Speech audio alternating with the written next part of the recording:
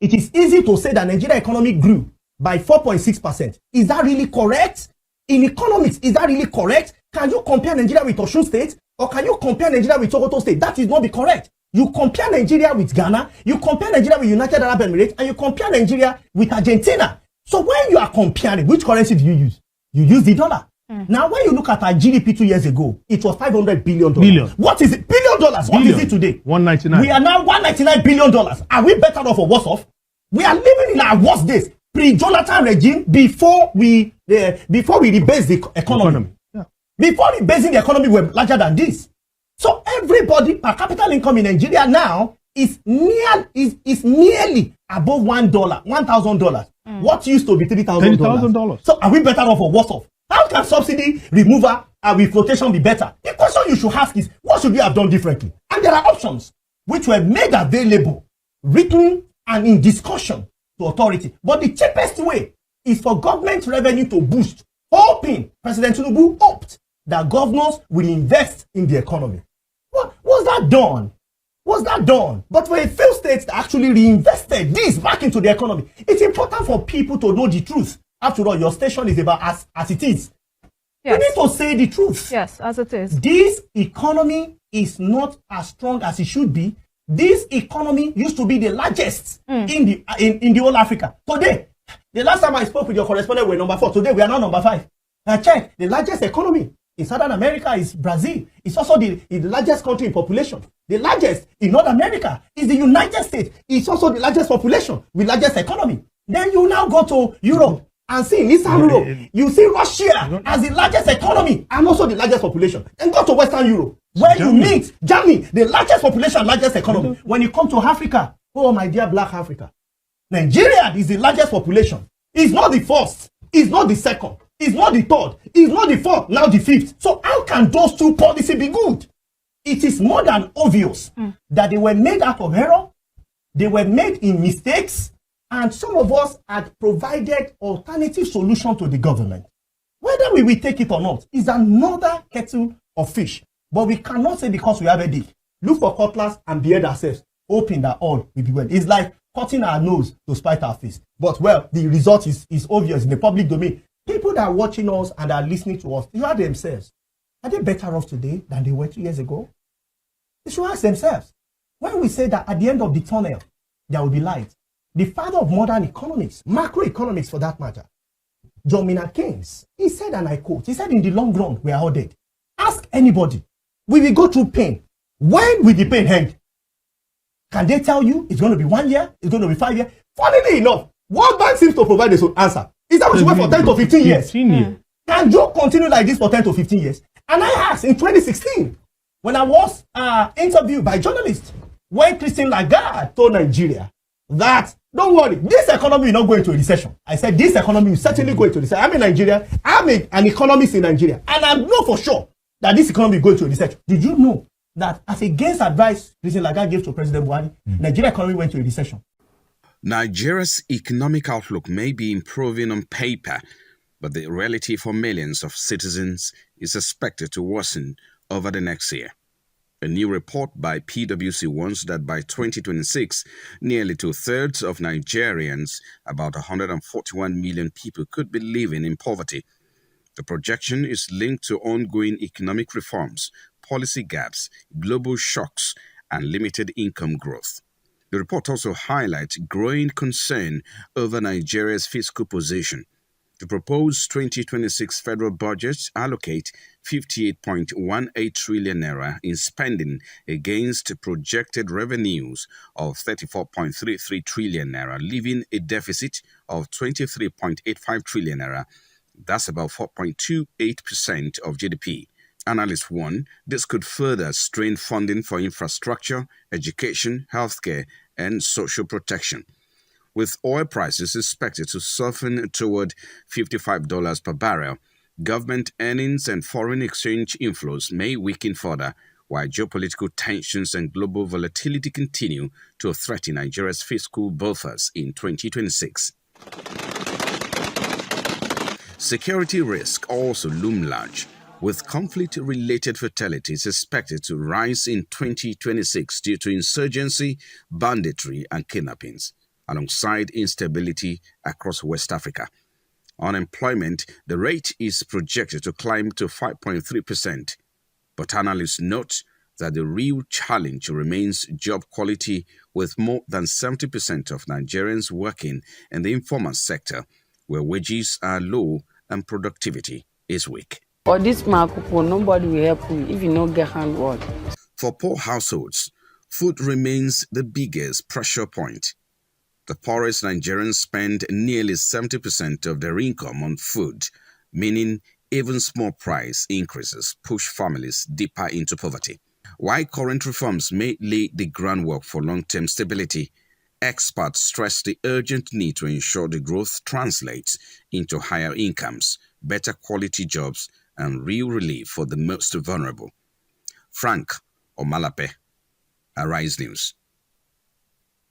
Thanks, Frank Omalape, for that report. Let's go deeper now with Dr. Paul Alaje. He's the Chief Economist at SPM Professionals, joining us on Newsnight to review the PwC report, which projects that about 140 million Nigerians could become poorer by December 2026. Now, that's not a way that you want to start the year. Good to have you. Happy New Year. Happy New Year, and thank you so very much for having me, ma'am. Okay, so what do we make of this PwC report? Because my first question was actually going to be, is it an optimistic report or a pessimistic one about 2026? But, you know, listening to Frank's report there, it doesn't look too cheery, more gloomy than cheerful. But where should we begin to unpack the question? Is it the dashboard? Should we begin with the dashboard where it talks about, you know, the different, three global, you know, dynamics that may shape the Nigerian economy in 2026? Let's start there. Global economic dynamics, global policies, and geopolitics will play out in how whatever policies our government comes up with, you know, will turn out in terms of results. Let's start there. Thank you so very much for having me. First of all, what do we make of the report? The report started on the key achievement note. It spoke about disinflation, that inflation has reduced to less than 15%, above 14%. It talks about growth. Government has been able to put the economy together to achieve 3.98%, and is projected to even have 4%. And it also mentioned some key areas, such as, which is another achievement in terms of the foreign direct investment, and most importantly, foreign reserve that has now climbed up to over $45 billion. Yeah. So that was how it started. The report also made some very strong warnings that Nigerian government needs to pay attention to, which of course includes that of poverty, stating that poverty may get up to 61% of the population, which of course will be higher than what is experienced in 2025. The report also mentioned that, well, while we see inflation reducing, what needs to be ubiquitous is high prices, and that high prices is telling on the pocket of people. So that on paper, yes, it's reducing. And I've had this discussion with you, with several of your colleagues, why we have that. It should not be surprising. We have that because of rebasing of inflation numbers. So the rebasing does not necessarily mean that the prices will go down. And I've said that it would be wrong to even make policy on the current inflation numbers. What we need to watch, is, because we're on a base year, we are comparing two different base years for now, until we get to April, why you be comparing similar base year. Yes, it may not get up to 30% and all of those, because the quality of economic activity and performance in 2009 is different from 2024. But we will still see some improvement. But whether it will nosedive is a different conversation, so that we don't predict what outlier will be. Now, talking about the second question that talks about geopolitics, clearly it will. We've seen what America and Venezuela. We've seen the activity going on in Venezuela now. The implication that we have seen on the immediate is that global oil price dropped. Nigeria has used about $64 per barrel to project our 2026 budget. And we know that this is the single largest fiscal document that we have in Nigeria. Hopefully, we'll see that budget may be passed and signed into law. The implication of that will be the expected revenue may drop if America continue, because now new persons, new organizations that before now had been denied access into having this, access into the Venezuela oil. Recall that Venezuela oil is by far more than most countries of the world in terms of capacity and other resources. So this may lead to increase in supply. When the supply increases and demand remains the same, you will have supply. And that's an implication on price. It will drop. Again, Nigeria is a country that is contesting, that is appealing, that is doing everything possible for different persons, including oil companies, to come invest in Nigeria. Are they still going to come to Nigeria? And I'm just in Nigeria as one of the countries. There are other countries that is also pleading and want them to invest. Would they not be going to countries like Venezuela, where they think they have access to relatively cheaper oil and so on and so forth? So this may affect. But the good news, again, for Nigeria, as advisory to government, is that we may need to quickly implement PIA to letter. Part of PIA that has not been implemented. The Petroleum Industry Act. Which aspects? First of all, is flexibility. We need to be flexible. Then you will check flexible to what extent? In what specific areas? I will give you. So there are other parts. There are fields that have not been explored as we speak. There are fields that have not been explored. Now, those fields, I think, is important for us to look at it because they form supply to us. If you look at what we are doing in terms of crude oil, we are not exploring everywhere that we have. So it's important for us to look at those areas beyond staying with the fields that are common, the fields that we have been using. More investment. More investment. So government must put more investment and now sign new contract, new agreement that does not tie us to some of the things that the previous administration have pledged in terms of forward sales. Because we have Dangote refinery, for instance, but it does not have sufficient crude supply, even though Nigeria is one of the major producers. We are among the top 10 in the world, but we are not able to supply our own local refinery. We still have to expose ourselves to import, which of course is not necessary. Another thing is we have seen what is happening even among African nations and even in West Africa here, where we have seen coup d'etat and so on and so forth. Without affect us locally, security is the game. We need to up our game so that we don't destabilize our current democracy. We can disagree on several grounds, but democracy, we must embrace it wholeheartedly so that it does not eventually affect all of us as a people. And we are starting on another note entirely. Great point that you make there. But let me break down this dashboard. Looks quite interesting, especially when you look at one of the points made, stronger momentum in the emergence of digital economy and AI. How is that going to, turn things around? I was listening to an economist the other day, and he was like, look, young Nigerians need to go into AI like their lives depended on it, because really, actually, it does. Yes. How much of a game changer will that be for the economy? 100%. Most people watching us now, or that will watch us later, most of them will watch more with their phones, according to research, not with their television. If you check the value of the phone, including the one you have on the table, perhaps it's just $1,000 or $2,000. Let us assume, for the sake of this example, that is just $8,000, just for this example. And people that are watching this, are watching the future. Now, what is the cost of barrel of crude that Nigeria has? Even our government said, our government did not say 70. Our government said for 2020 $64. Now, a company, not a nation, a company produces one of several phones they produced that year is $1,000. What it means, number one, is that perhaps we are carrying nearly 15 barrels of crude oil to make calls. And after a while, they will change it.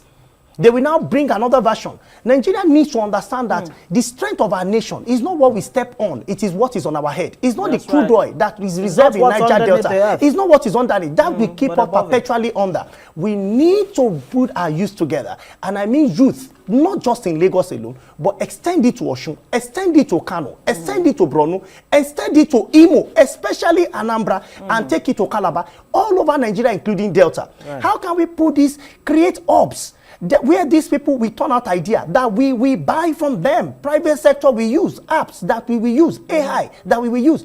That is where our economic miracle lies. But what do we need? Energy. I understand that you cannot get electricity overnight, but can we get it over time? And can we create some special zone, development zones for these young people? They are the majority. Majority should have their will. Create energy for them, even if you are going to use alternative energy to power it for them in some regions. Create it instead. You can start with geopolitical zone. Too much solar. There's all kinds of you are going to see that sporadic development and growth. Our GDP will grow. We will not need to expose ourselves to environmental degradation. The entire Africa can consume one Nigeria. And you know the good news, even without so much government involvement, development. Some of the best unicorn, people that their business worth billions. Yeah. They are young They're already Nigerians, emerging. both here and even outside Nigeria, but they are Nigerian. We see the testimony. Why can't we create payment platform, other payment platform, people that need other things that we consume? Some, what they do is just on taxes. Some, what we do is pure automation.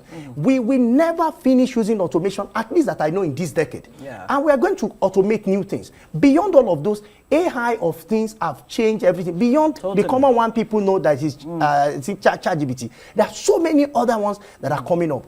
Nigeria needs to know that the new oil is not the one that smells. It's not the one that is black. It's not the one that puts in your car. The new oil is the one that drives you. Yeah. The new oil is not the one that is inside what you drive. It's the one that drives you everywhere you go. And our government, especially the state government, subnational, with the support of federal government, needs to start thinking differently. Vote certain percent of the budget, of their state budget, into IT development, because this does not keep you perpetually under anybody. It will reduce unemployment, it will reduce inflation, it will boost foreign reserve, it will put confidence in youth, and youth that you think that, oh, any little thing on Twitter and on other social media, youth are agitated. They will be busy doing what is productive, that will aid our economy. Employed. And that time, they will truly own Nigeria that belongs to them. Fantastic. I mean, very, very well said. One point also raised on this dashboard: uneven sectoral growth dynamics, uneven growth trends, the structural bottlenecks, and shifting demand patterns reshape industry outlook.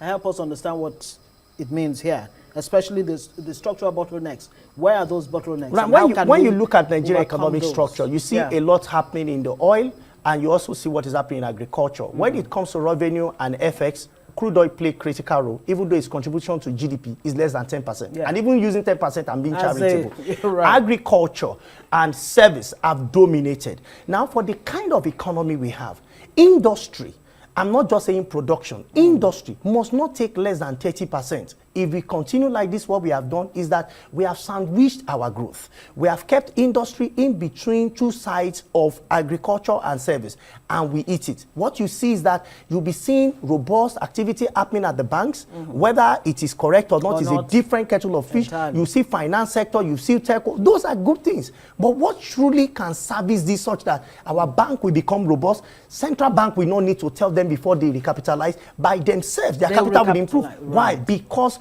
when we have robust industry, this is what is important. You've heard, and I've argued with some spokesperson before that said, oh, Nigeria does not need to produce anything. Today, we have started seeing the need for us to produce, from the television we have in our home to school uniform. Everything. That policy has not been changed. To school uniform, that we can produce support textile in Nigeria, then we can say that truly Nigeria is a great country, that the structural imbalance that you have seen, especially among those three broad. But I must end on this very note, quickly, that when you remain on primary products, that is what is the least, that's natural resources, you remain under. And for you to grow to beneath to above, you need to transfer from primary to secondary, and that secondary is what will give you true tertiary. What does that mean? Manufacturing, production is the way to go. But to do this, national and subnational must understand, find unique way to providing infrastructure, which includes power, which includes rail, which includes road, that can make us get there. Do I think we will get there? I strongly believe we can. And I know that if we are willing, we will get to the destination we all want to be. Ready, willing, and able, hopefully. Dr. Paul Alaje, economist, always a delight. And there's no better way to start the year. Maybe it will give clarity to our policy makers.